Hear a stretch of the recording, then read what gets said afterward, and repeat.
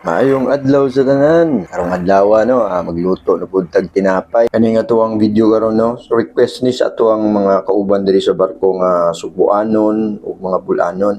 Kuno lagi gimingaw na sila kaon ani sa imada nga naay margarine sukal sa babaw. Pero ang atong gihimo diri wa ta nag-stick sa ilahang request ato ang gihimuan og twist. Nakita ko hulmahan no, pero wa man ko nakitaan. Ako na lang gipurba classic nga ensaymada. Pero ako ang gibutangan og palaman sa tunga. Pagkahuman og luto no, ato ade yung giwisi-wisihan og cheese sa babaw. Bag-o na to gisabwagan og grated nga cheese. In fairness sa nagluto ano no, compliment ra ang parat-parat nga cheese sa babaw ug ang ka-creamy ug katamis sa palaman. Kung magluto atong gitilawan, wa na smooth. So pagka-follow diha no, ay na mo kaulaw dag tuklo ka ng follow nya lihog na lang bug kog like, share, subscribe sa akong YouTube channel with Jayan's Dad. Daghang salamat.